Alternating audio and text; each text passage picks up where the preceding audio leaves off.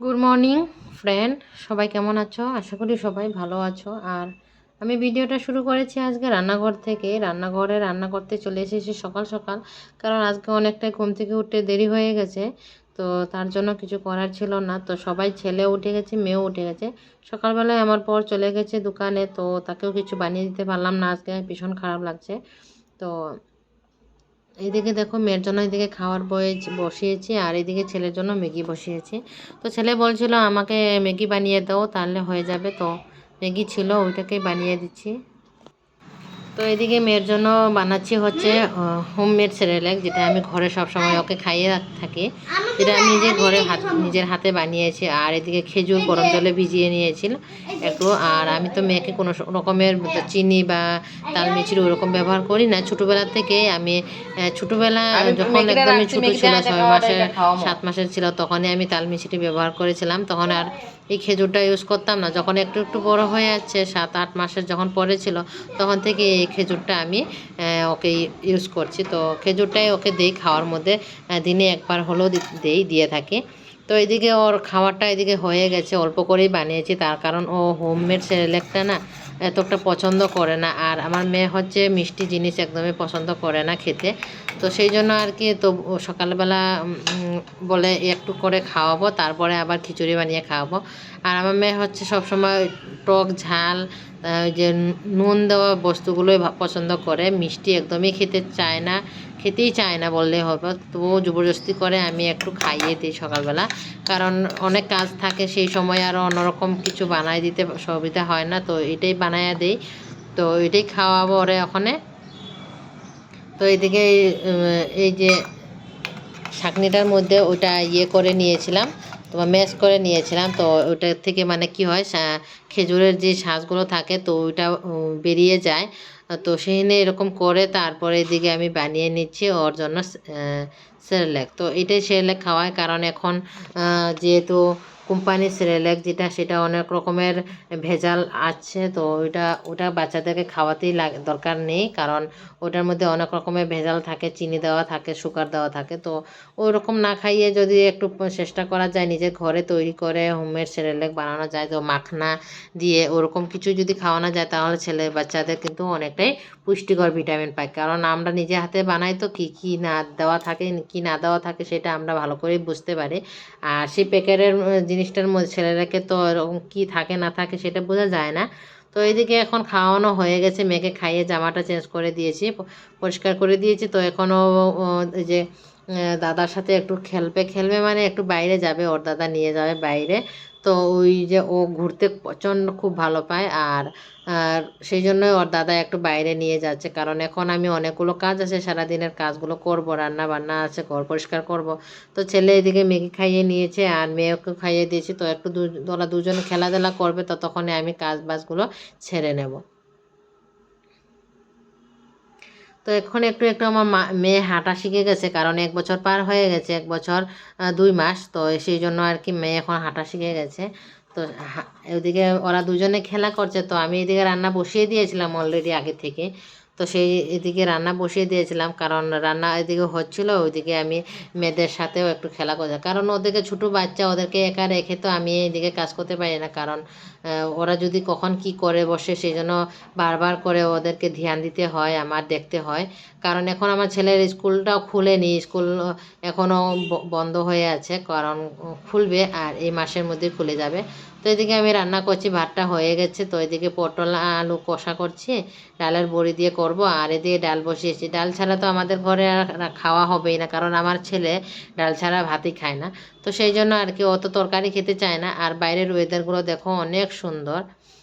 তো আজকে মানে এতটা রৌদ্রও নেই, আর একটা একটা ঠান্ডাও নেই, তো মিডিয়ামে আছে। তো ভালো লাগছে, এরকম ওয়েদার সবসময় থাকলে ভালো লাগে। আবার এদিকে ছেলে ছেলে মেয়েকে দেখতে গেছিলাম কি করছে। তো ওইদিকে দেখছি যে ওরা খেলা করছে, তো তখন আমি আবার চলে এসেছি মিষ্টি কুমড় কাটতে। তো এদিকে কুমড় কেটে কুমড় ভাজা করব। তো ওইটাই রান্না হবে, কারণ বেশি রান্না করব না, আমি তো বেশি রান্না করি না, আমরা দুজনে খাই। আমার ছেলে সবজি খাই না, ওর ডাল আর ভাজি টাজি দিয়েই খায়।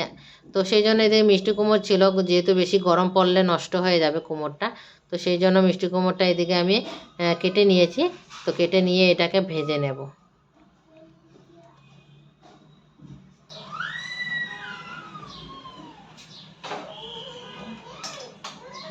যেহেতু আমার এখানে কেউ না থাকার জন্য আমার ছেলেকেই আমার মেয়েকে দেখতে হয়, ওর সাথেই খেলাধুলা করার জন্য রেখে দিয়ে আমি কাজ করি।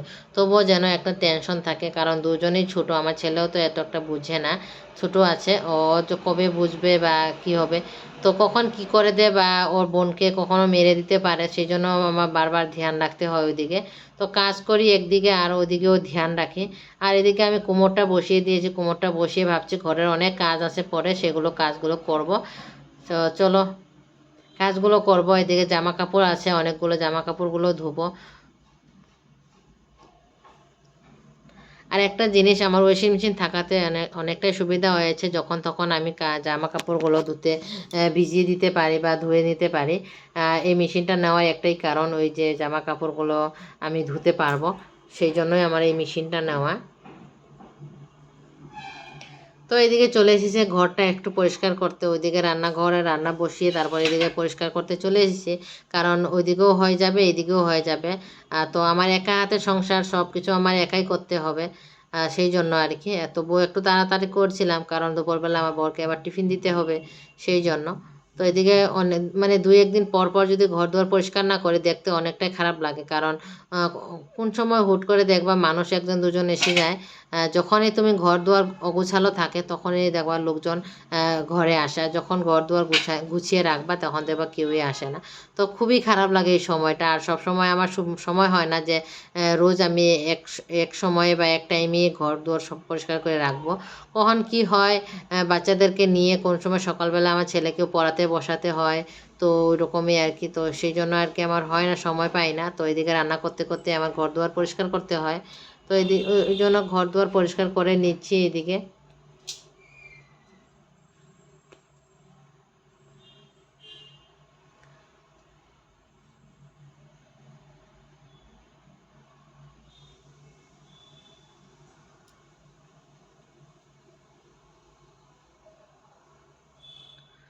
তো মাঝে মাঝে এই চেয়ারগুলো টেবিলগুলোকে একটু ধুলভাল পরিষ্কার করি, কারণ আমার ঘরটা হচ্ছে রাস্তার কিনারে।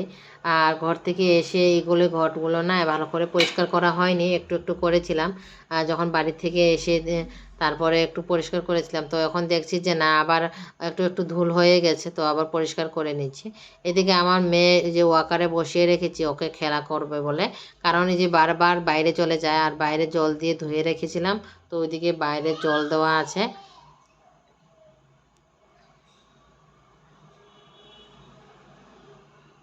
আর এই যে আলমারিগুলোর মধ্যে যখন তখন আমার ছেলে নোংরা হাতেও ধরে নেয়, সেই জন্য আর কি একটা দাগি দাগি পড়ে যায়। তো সেই জন্যই আর কি ওইগুলো পরিষ্কার না করলে ভালো লাগে না দেখতে, সেই জন্য এগুলি পরিষ্কার করে নিচ্ছে। মাঝে মাঝে 2-4 দিন পর পর এগুলো পরিষ্কার করতে লাগে আমার, কারণ এই যে ছেলে মেয়ে যখন তখন এই যে নোংরা হাত দিয়ে ধরে গোছায়, তো এই জন্য আর কি দেখো একটু পরিষ্কার করে রাখলে ছেলে মেয়ে যখন আমার মেয়ে যেগুলোতে ধরে আর মুখে হাত দিয়ে দেয়, তো সেই জন্য সবসময় চাই আমি ঘর দুয়ারগুলো পরিষ্কার করে রাখতে।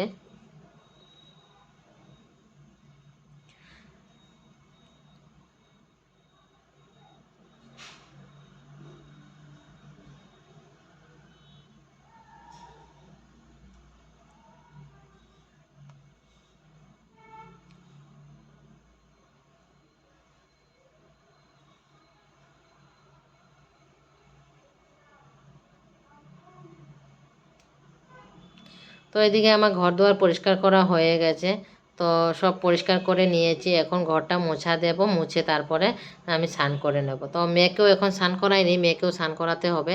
এদিকে কুমড়োর ভাজিটা আমার অলরেডি হয়ে গেছে রান্না করা, তো এখন বন্ধ করে দেব। গ্যাস গুসগুলো আমি মুছে মুছে নিয়েছি, তো এখন বন্ধ করে দেব। আর তোমাদেরকে এবার দেখিয়ে দিই আমি কি রান্না করেছি। যে পটল আর ডালের বড়ি দিয়ে তরকারি, ডাল আর কুমড়োর ভাজি, এটাই হবে দুপুরবেলা আজকে রান্না। আবার বরকে এখন টিফিন পাঠাতে হবে। তো চলো, এদিকে সম্পূর্ণ আমার গ্যাস গোস সব কিছু মোছা হয়ে গেছে। তো মেয়ের জন্য খাবার বসাতে হবে দুপুরবেলার জন্য, তো ওর জন্য খাবারটা বসিয়ে দেবো। দেখো এদিকে ওটা বসিয়ে তারপরে আমি বাকি কাজগুলো করব, মেয়েকে স্নান করাবো। তো এদিকে সবজি কেটে নিয়েছি আগে থেকে, আর এদিকে কুমড়ো আর যা যা সবজি থাকে ঘরে আর কি, সব রকমের সবজি আমি অল্প অল্প করে নিয়েছি। তো এদিকে খিচুড়িটা বসিয়ে তারপরে আমি মেয়েকে স্নান করাবো, স্নান করিয়ে তারপর আমিও নিজে স্নান করে নেব। তো চলো তো তখন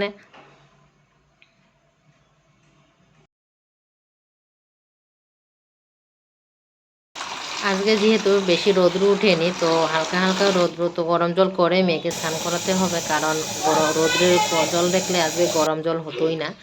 তো এদিকে আমি মেয়েকে, আমার মেয়ে জল পেলে প্রচণ্ড খুশি হয়ে যায়।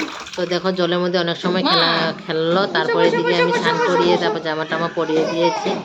আর এখনও ঘুমোবে, অনেকক্ষণ ধরে ঘুমোচ্ছিল না। তো এখন আমি ভাবছি যে ওকে আমি আগে খাওয়া দাওয়া করিয়ে ঘুম পাড়িয়ে দেবো, কারণ ও ঘুমোলে অনেকটাই কাজ আমি করতে পারবো।